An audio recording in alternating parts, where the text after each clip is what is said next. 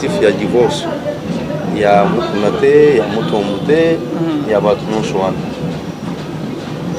Mais au moins, je connais des pasteurs qui étaient tombés dans l'infidélité, c'est-à-dire dans l'impudicité. Et après, c'est là qu'ils ont réparé avec leur Dieu. Dieu les a utilisés encore. On a vu aussi Baoyo, demeurer dans l'impudicité, et Dieu les a voulu pour toujours. Shalom, bien-aimés dans les Seigneurs. Un grand merci à Binoyon Stobozo dans l'épisode de partout. Bonzambe, na Bonzambe, Lola, Ezo Futa, Simana, Toya Roulobake, Nzamba, Boto, Kouaye, Lissou Swapina Manso, Azo Saïda Biso. Merci à Binoyon Stobozo, bien l'épisode de partout, parce que soutenir vraiment Moussaloyo. Là, on a mon pasteur, fait amis, si à la bouche autorisée de l'éternel depuis Zurich. Na Philo Moukoya, Motema Bivin, c'est de Homo depuis Londres, Pena Maman Gisèle. Lukelo Motema Papa Emmanuel est na Boston. Maman Mami Mbunga Nzamba Lola Amona on a Papa Blaise Mbunga. Bonzambe na Bonzambe Lola Ezo Futa bien-aimé dans les saints. Tozalina pasteur Richard Tomé Kosola Lisolo yo bandero mingi babengi bakomi pe concernant divorce. Il y a un pasteur bien-aimé dans les Seigneurs. Qu'est-ce qui se passe au sein de l'église corps du Christ bien-aimé? Est-ce que le divorce les a permis la Bible, tout les a permis, tout le monde là. Il y a un mot avoir et le mot na pasteur Richard, tout le monde a qui ma vidéo, il y a Denis les scènes, peut-être que Bacheli Bisso, ou il y a que pasteur va modèle que Bachela Moïse Mbi, Maboko Batika, ba humilié, Nakati ya matanga bien aimé dans les bada ba modèle atteint comment il y a apôtre Mutombo.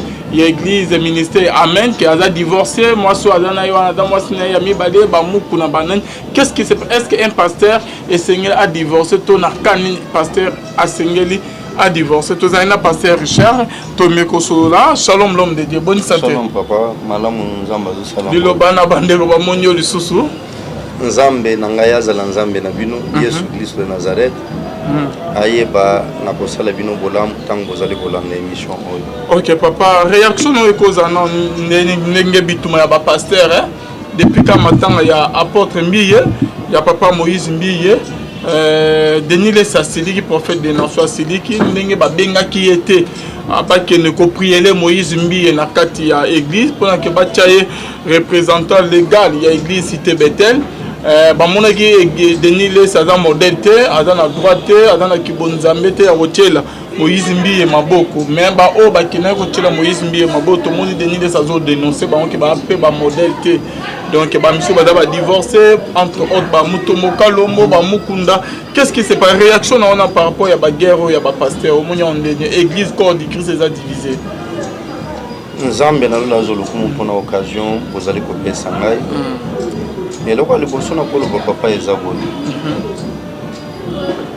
makambo etali église to ko régler yango na médiate il faut to régler yango na kati ya église OK lo ba mama kati na kati ya église catholique ezana ba prêtre na ba memelo basalaka kindumba mais jamais botikala comme on dans les médias et ya ko bima peut-être église Jésus sanction ya suka ya ke babengani prêtre wana après exercer ses fonctions et après traité babengani mamelo wana après exercer ses fonctions ya mamelo testanciellement là ndé ya ko mais ce qui se passe na kati l'église du réveil nga esala kanga soni parce que ezali sous évangile tozo théâtre mais comme guerre entre basali na nzambe oya lobi boy oya contredire hier oya lobi boy oya fingi tel ainsi de suite tozonga na likambo oyo bazolo bake bamona ki Denis les Saza modèle te est-ce que c'est ce qui a été dit officiellement que basangisi associé Denis les parce qu'il n'est pas un modèle je ne crois pas parce que ezala kankenza ezala mutombo ezala bandu musushwana il n'y a personne qui aurait fait une telle déclaration. Ça, les Alcamboli Bosso, Nazala quitté sur place, mais na oyo landaki où il y a cas qui joue dans le média, je ne crois pas que c'est ce qui s'est passé. La deuxième chose, Bazo consacré Moutou. Est-ce que tout le monde est appelé à consacrer Moutou? Non. Il y a toujours une commission qui est constituée constitué. Ok. Un comité restreint. Oyo ezali constitué pour nous resala. Ici, il sied de savoir, apôtre Mbiye, parmi les pasteurs Nyonsoana, avec qui il était en contact avant sa mort. Ayebisaki est Nini. Parce que moi, je donne l'information que j'ai reçue. L'apôtre Mbiye était ici à Kinshasa. L'église Bethel est au l'Assemblée générale. Baouta qui coach Moïse pour la secrétaire générale. C'est-à-dire quoi? Après apôtre Moïse Mbi, après Namakina, Assemblée générale. C'est qu'automatiquement, après l'Iwa, il y a apôtre, celui qui devait diriger l'église. Mais maintenant, pour remplacer apôtre Mbi, le représentant légal, ça, c'est autre chose. Wana ils ont un secret apôtre Mbi. Est-ce qu'il laissé un testament pour dire ce qui n'a pas fini tel va diriger l'église? Mon interrogation. Mais ce que nous avons vu, c'est quoi? Nous avons vu que, par exemple, Sony a témoigné. Hier, il y a un problème dans 15. Les apôtres Mbi Moutoua Benga qui est Sony. Allez, vous qui êtes bon, c'est un de Gounayo. Vous comprenez? Ndé papa Kelani, baye bana ko accompagner Sony, ba qui est de régler différent. Vous allez quand il y a 15 bon vous bana raison. C'est-à-dire quoi? Azalaki toujours leur père. Vous comprenez? Quand une église il réveille, quand bien même Azalaki pour quand l'église il réveille, Azalaki toujours leur père sur le plan spirituel.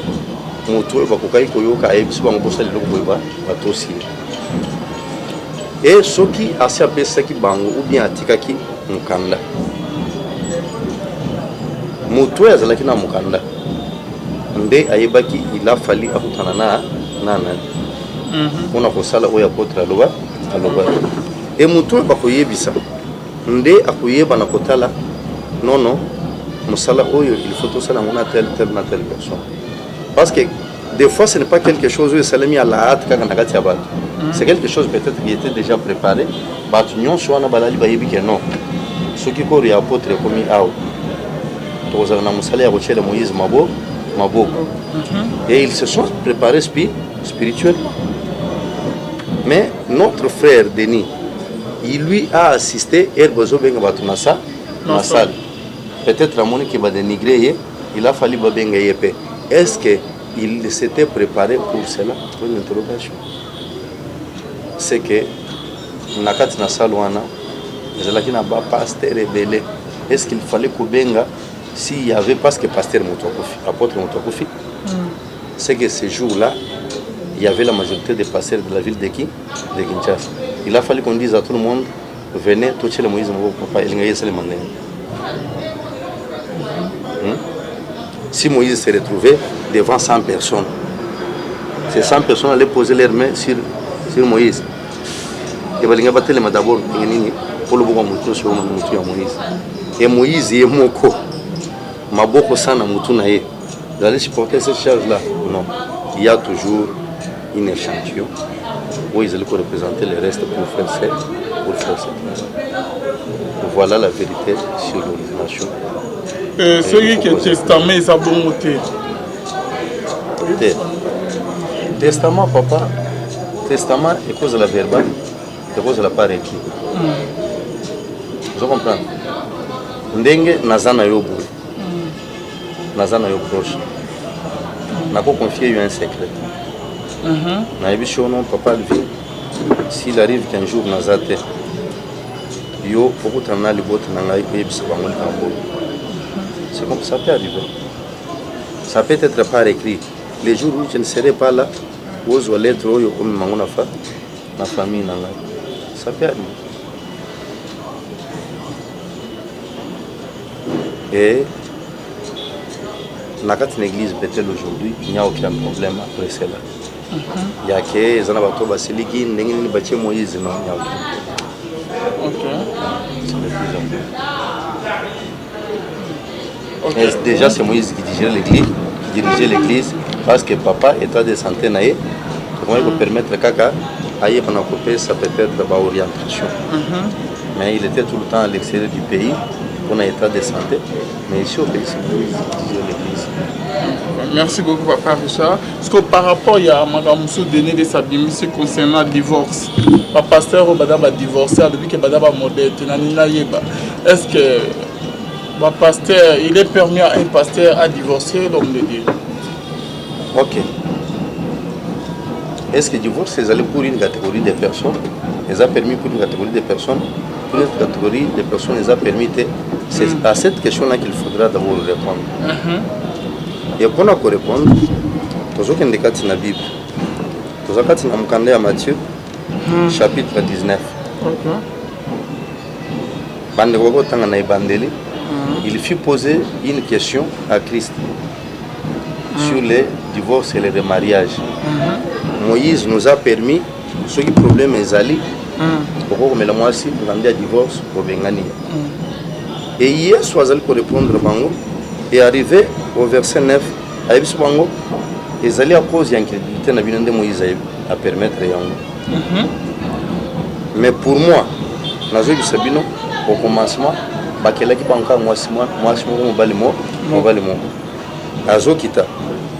dans verset 9,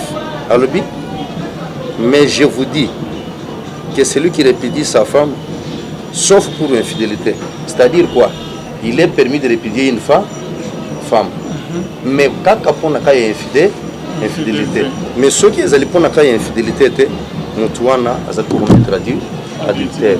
C'est que c'est Jésus qui fait voir que la possibilité de divorcer est là. Mais pour tel motif. Quand infidélité. Donc, divorce, c'est permis dans la Bible. C'est biblique. Oui, c'est permis en cas d'infidélité. Mais pourquoi, à côté de a divorce? Moi, je n'ai pas parlé de mes paroles, j'ai parlé des paroles d'écrit. Parce qu'on peut dans le bien, dans le chrétien, pas ça passe.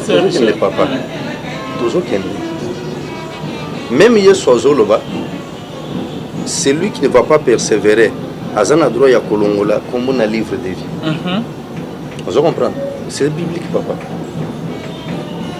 Pourquoi nous sommes en enfer, mais au Gaza chrétien? Assemblée vie na yemobimba, mais à la fin Yesu ce jour-là quand ils viendront, na roibi sabango, bogen na lobo na ngaya moi si je ne vous ai jamais connu parce que vous étiez de pécheurs. Mais comme vous êtes déjà chrétien, il a fallu que vous donc un pasteur à cause il y a un bébé sali des anxiétés en quelque sorte des images il y a divorce entre l'époux et l'épouse. Et par là au niveau le banini papa lingina le boboy ba onyos ba divorce ba pasteur nyos to OK ba lobi ke o ba mukuna mutombo na yebika ya ba divorce na bangote na éviter qu'est-ce qui les a poussés à divorcer. Donc divorce les a dissumté te na lobi boye ezali sumu soki et respecter parole de Dieu. Mais ceux qui respectent parole de Dieu, ils ont. Ah bon? Oui. Pour respecter parole de Dieu, ok. On parle de l'infidélité. Ok. Ceux qui toquent dans l'infidélité, c'est un mot français qui explique beaucoup de choses. Et il y a infidélité, tant que Kindumba, c'est un cas d'infidélité. Mais il y a aussi une infidélité où ils sont liés à un comportement. Vous comprenez? Quand une femme manque à ses devoirs, quand une femme pose des actes qui sont contraires au mariage, ça peut aussi engendrer les divorces. Donc, il n'a pas infidélité. Mais oui, il y a infidélité. Lorsqu'une femme n'est pas soumise, mais c'est ça même les piliers du mariage, c'est la soumission. Donc, dans ce cas, au Seigneur est divorcé. Je te dis, le divorce est permis. Toi qui es marié, mais papa. Aussi, mais toi qui es marié, mais il faut expliquer. Nazali toujours, on pense à divorcer, on va se péner, parce qu'on va décevoir Bango à la minute. Ok, c'est bon. Donc, avant soumise, tu es dans le mobile. Moi, c'est impoli. En tout ça, mobilité. Et l'infidélité. Les infidélités, papa. Na kawane Bible les autres sauf dans cas il y a infidélité et Seigneur boya moi sinon on a infidélité kindumba mutu makasi impolitesse manquement à ses devoirs on a toujours les devoirs ya mibali oui surtout mingi na bande on a biso o balela lelaka ba camarade mimi o bazana basi na poto basi na biso na poto baza teti baninga koyoka baninga ko commander mobile donc il y a infidélité. Oui, c'est de l'infidélité. Donc, on a essayé de divorcer au sein du soumouté. Au sein du soumouté, mais on va décevoir. Ok, vas-y, papa. Ok. Je vais décevoir ces gens comment. Expliquez-nous un côté à la soumission, avant qu'on décevoir. Ok. La soumission c'est défini. Des exemples. La soumission c'est défini comme une obéissance avec. C'est-à-dire quoi? C'est l'homme qui est le chef de la femme. Troï aux alakati na foyer. Nous disons bon tout ça là n'angoboy. Ngai mobile naza na lobito somba congélateur. Moi c'est le bino non. Tout somba bakiti ya ndako. Discussion est bas et ban. Nous sommes en position na ye. Lobaso que les autres pas mobile. Ceux qui a lobby to somba congélateur, ça devient une loi. Et moi si aza obligé à se soumettre à loi. Et ce qui a créé trouble pour Nayango, c'est de l'insoumission. Vous comprenez, papa? Une femme impolie qui ne respecte pas son mari. Dans la Bible, les balles à vasté et Kofikonani. Le roi Télémika, parce que Zalaki n'a fait, mon message Zalaki Nin. Lors de la fête, il ne faut pas présenter moi si on ne me pas épais, pas peuple. Mais c'est comme qu'il y avait un différent entre Yana Mobile Naï.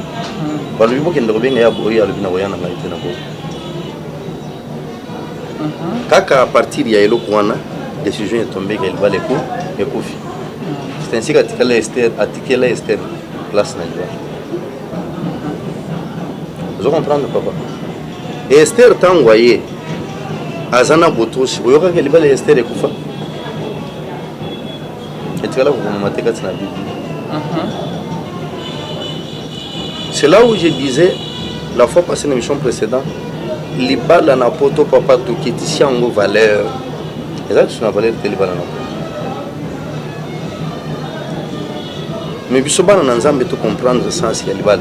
Et à ce sujet nazo senga ba mama la soumission fera à ce que vous vieillir katinanda kwa libala.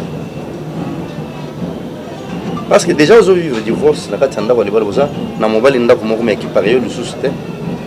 À ça, le sous confiance, tu as déjà divorcé. Parce que mon beaucoup y a la soumission engendre l'amour. Moi, si nous sommes soumises, bolingo ya mobile mataka ponaye parce que ça moi cher botos. Mais moi, je suis insolente. Papa, mobile ya bolingo yeto. Et tant bolingo ezate parce que c'est ce qui est recommandé à l'homme. Marie aimez vos femmes. Et tant bolingo disparaître les balles les sous. Les alliés sous. Même ceux qui sont là la mbête mobo. Mon père a bimana bonne naé. Elle n'y voit pas que bimina est parce que vous les moisali ma bimina est pour un besoin sexuel. Bah te belé les loups batikali ensemble sous le toit conjugal entre guillemets pour un besoin sexuel et non pour le mariage parce que l'amour a disparu, la soumission a disparu. Une famille bénie, les gens habillent comme ça tout voilà fondement.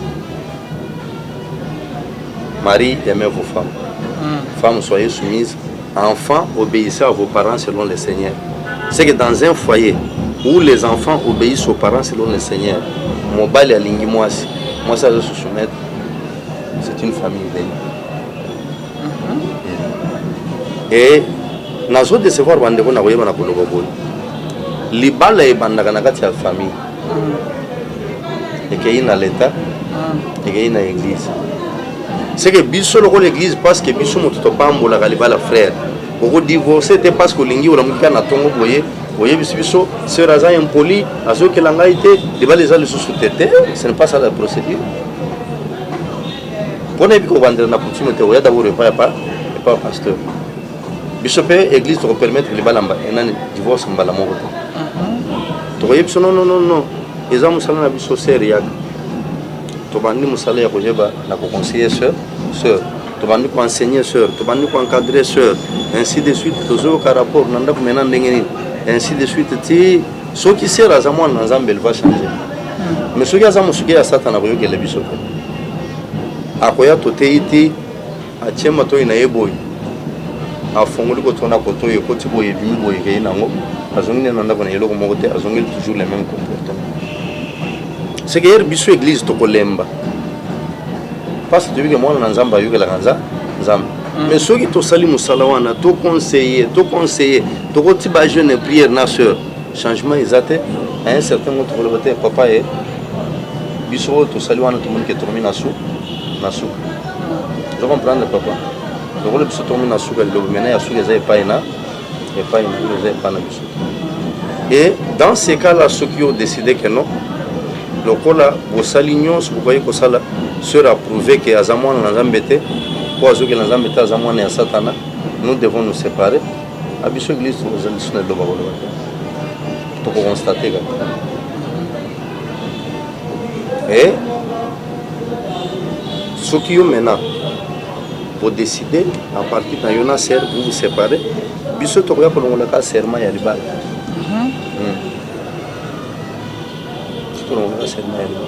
konde tine makomi mpe ezobake nzambe alinga divorce alinga divorce eza toujours makomi te te nalobi boye makomi na otia wa nzambe moto alobi te na mokande ya malachi nzambe alobi il est le divorce vous comprendre c'est la vérité mais lui-même a fongoli brèche alobi s'il peut y avoir divorce sauf pour mais il faut que cette infidélité soit constatée par tous et non par l'homme lui-même. Ou bien par tous. Ok. Et non par l'homme lui-même.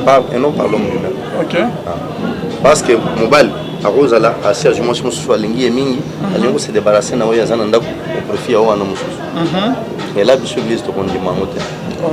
Nous devons constater cette infidélité-là et faire ce que nous devons faire pour combattre cette infidélité-là et se rendre compte que l'Église a épuisé toutes ses cartouches et c'est fini.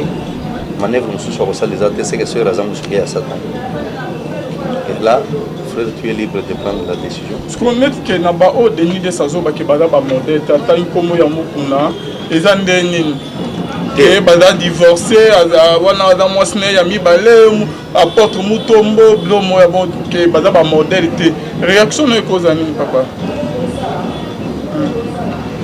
Papa, il y a ceci. Le problème du divorce, il y a sur ce qui a lobby. Moutou, il y a un mois sinaï, sauf pour le cas d'infidélité, ça l'est nini. Impudicité, n'est-ce pas? Mais il y a des gens qui ont des femmes dans leur maison, mais qui sont impudiques. Comment ça? Même toi, ça n'a moi c'est un avassa la guindo. Aza différent à moutou, aza divorcé, bango c'est pas ça la guindo. Ok.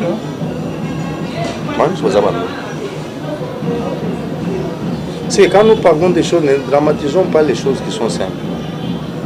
Mais retournons à la parole. Dans l'andela, motif il y a divorce. Il y a Moukounate, il y a Moutoumouté, il y a Batounon Chouan. Mais au moins, je connais des pasteurs qui étaient tombés dans l'infidélité, c'est-à-dire dans l'impudicité. Et après, c'est là qu'ils ont réparé avec leur Dieu. Dieu les a utilisés encore. On a vu aussi Baoyo, Bademere n'a joué en impudicité et Dieu les a vomis pour toujours. Ce que tu as dit, c'est que tu parce que les pasteurs divorcés, Congo, papa, ils ont succès, ils ont bénédiction, ils ont motivé les jeunes pasteurs qui c'est beaucoup de pasteurs dans le Congo qui sont divorcés, papa. Bon, malheureusement, il y a eu des divorces chez les pasteurs, mais je décourage les divorces. Parce qu'ils n'ont pas de conséquences, pour les animaux malamutés. Et concernant souvent la vie de la femme, la vie des enfants, et voire même la vie de l'homme. Parce qu'il y a des hommes qui ont divorcé croyants, qu'après le divorce, ils te verront mis ailleurs. Mais ils sont s'enterrer davantage et pas mieux pour regretter. Ce sont des cas que j'ai rencontrés. Et Zalina Batu Oyo, après le divorce, la femme se retrouve dans une souffrance atroce parce qu'à cet âge-là, azonga les sous-soutés, comme au temps de la jeunesse, pour ne pas le facile. Et ça pousse des fois dans mon sous-sous. On a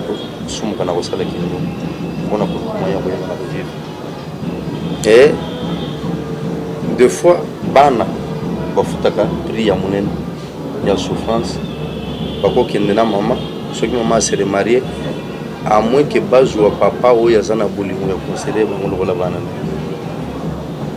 Mais sinon pas, côté P, il y a papa, c'est la même chose à quoi le banatikali na bana. Mais ceux qui a bali moi choix ya kolinga bana wana te, conflit kozalaka tout le temps, les bana bakozala dessus. Et belé le besoin de vivre loin de leurs parents. Et voici pourquoi Nathalie me l'a divorce et je ne peux jamais, moi, tel que je suis là, penser à un divorce. Et je prie d'abord pour mon épouse. Pourquoi? Parce qu'elle a être humain, à cause de la faible, et c'est de mon devoir de l'aider pour qu'elle devienne forte. Et ce que je dis à tous ces pasteurs, tout d'abord c'est avant Yakobala Toyo Kanzambe pour ceux qui sont convaincus que moi je suis Oyo Nayoka Kanzamba le vinde moi c'est Pessingai pour supporter pour le Christ ajumo kumba ya église et va passer le belle le bazo bala parce que moi je suis en travail aka salaire na yeko banda ko sunga ministère na ngai et belle bazo bala pourquoi? Parce que c'est une famille naïe bazana mbongo ebele soki na balié mbongo ya famille naïe de son ministère. Voici pourquoi bazo tomber na ba bêtise non sur na ba divorce. Femme du ministère existe à rater pas. OK. Existe à rater. Et moi sona na ya ko kutana vision na ngaité il faut na ka moi so kutana vision femme du ministère.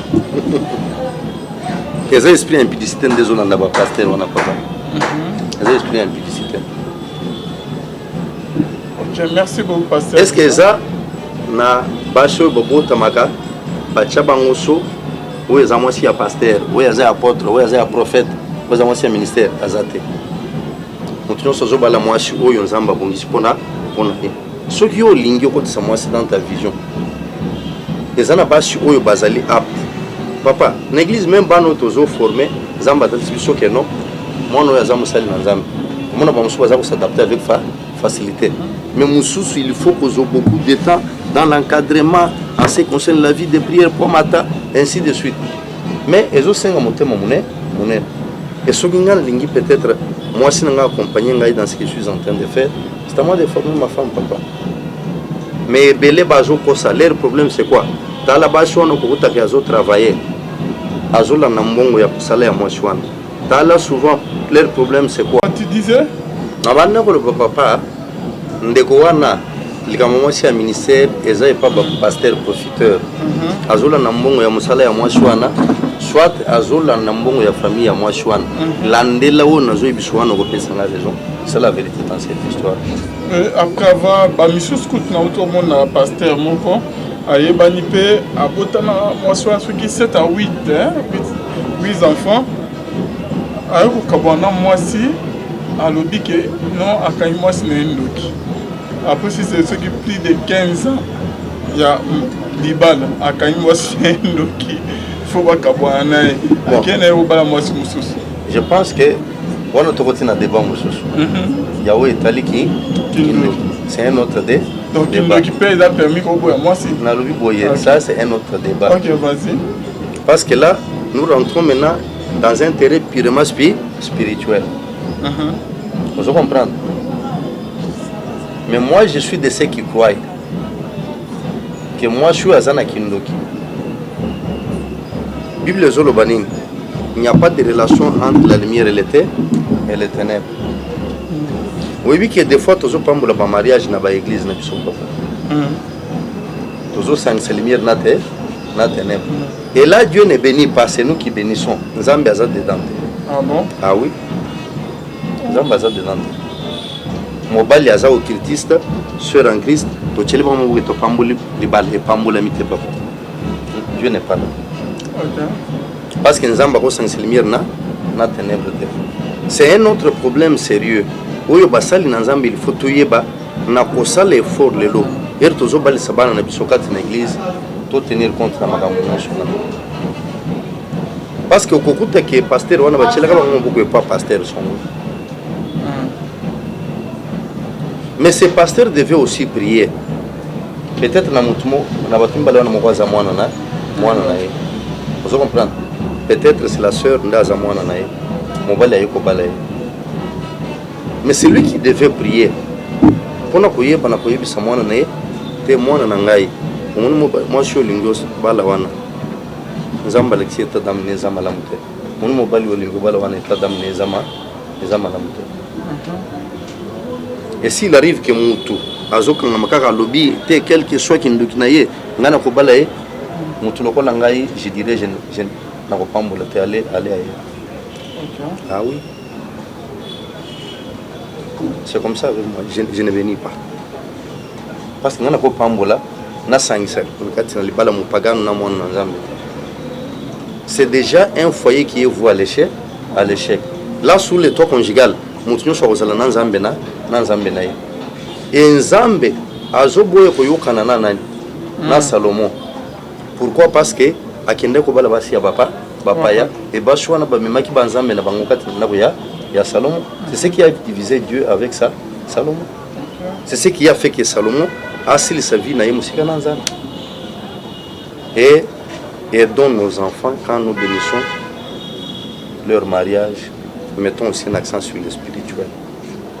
Merci parce que beaucoup. tout nakaka esa bapesa mbongo alibala nyonso totinda moto ya église akende kosala témoin ya ndenge bozopesa mbongo ya libala mais les spirituels n'en tenons pas compte. Maintenant libala ezokufa pasteur oyo apambolaka libala bokende kotuna ye maintenant motuna pourquoi libala wana ekufi. Et s'il est prouvé réellement que moi c'est azandoki moi je suis maintenant à côté kindoki quand avant le mariage puis après le mariage, c'est là il y a aussi un autre problème. D'où sur ce point là makambo je dire pour le domaine le temps ne va pas nous apprendre ça. Merci beaucoup Papa Richard, c'est la fin de notre émission. C'est moi qui vous remercie. Message no Yasuka na pa bazola no et votre numéro de contact. Na bande ko nyonso bozali kolanda biso sur la voie céleste, votre chaîne, notre chaîne. Et ce que je peux vous dire eza ke libala nyonso ebandaka na choix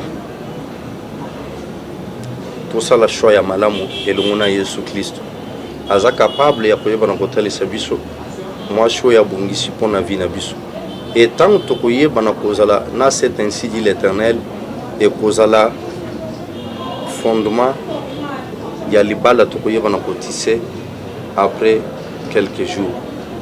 C'est ainsi que tokokota na fiançailles na assurance il y a que non, ce que nous faisons est aller selon la volonté de Dieu. C'est ainsi que quand nous serons mariés, on a s'accepter mutuellement, aussi supporter mutuellement, parce que nous sommes la tenue, il y a pour respecter ainsi l'Éternel. Et si nous marchons de cette façon-là, mes frères et sœurs, les divorces ne viennent pas. Et sous le toit conjugal, moi si sambela pour mobali sambela pour moi si. Parce que nous sommes des êtres humains. Satan a tenté moi aussi, tout comme a tenté mobile. Et oui, ils sont faibles. Mais si nous prions l'un pour l'autre, et pour être toyeba na kolonga bitumba ya libala na biso jusqu'à ce que la mort nous sépare ou bien jusqu'à ce que Christ revienne. Et marchons de cette façon-là. Vous qui êtes déjà mariés, je vous défends de divorcer. Divorce est en conséquence néfaste. Le colo à mobile, au Kanisake, au divorcer, vous trouvez mieux ailleurs pour s'enterrer. Il y a plusieurs hommes qui souffrent aujourd'hui. Et Ezali, la conséquence, le colo à moi aussi. Na joué Ezali poussé à Robimakati Nanda Kunayo. Moi, c'est marié exact et pour pousser même à son cas de bosser en Zambie, ils ont les responsables. Ce qui motive le divorce, ils ont tenu devant les bosses en Zambie. Et conséquence, ils allaient le colo à Ban. Parce que moi, si au Kobala, peut-être à conduire mon ban en athée, mon bal, moi, c'est à Kokende, Kobala, peut-être il peut conduire bana wana te. Et même ceux qui bana bakena mama na bango balite ceux qui obali mwasi akobanda kondima te obimisaka mbongo mpona kosunga bana wana parce que akomona ke ozosunga mama na bango un jour beaucoup ozongana et puis bana créer problème. Voici pourquoi je ne demande de ne pas divorcer. Mais si le motif de l'infidélité est valable, que cela soit constaté par l'Église. Et donner aussi du temps à l'Église de faire son travail. Pour na koyeba na kosunga ndeko mwasi oyo azonga à la raison na ba enseignement na ba jeûnes et prières na nzela ya délivrance. Et si l'Église constatait kaza musuke ya Satana, en ce moment l'Église dira non, tosokoli maboko. Et là on la maintenant na libre arbitre ya koyeba na ko décider ce qui est vendre na mwasi na yo, ce qui est boya mwasi, l'Église koyeba na ko constater. Après cela pa kolongola ka serment ya libala va resembler pona yo. C'est votre humble serviteur le pasteur Richard et vous pouvez nous contacter à notre numéro habituel, c'est le 00 243 0748 et 00243 99 0748 0 90 et ils allaient afficher au bas de l'écran. Ils allaient sur WhatsApp, vous pouvez nous appeler et nous avons lancé notre opération Sombela Nzambe Lupango et bien-aimé Yo Yolanda la voix céleste Yo Kolanda émission si vous allez toucher par le Seigneur benga biso à ce numéro de contact tokopesa yo numéro pour natina na soutien na yo na wo etali ko Sombela Nzambe Lupango et bien-aimé soki ozumo solo na yo contribuer na ko Sombela Nzambe Lupango. Une grande bénédiction sera ton partage. Que Dieu vous bénisse. À la prochaine. Vous allez Jésus-Christ. Merci.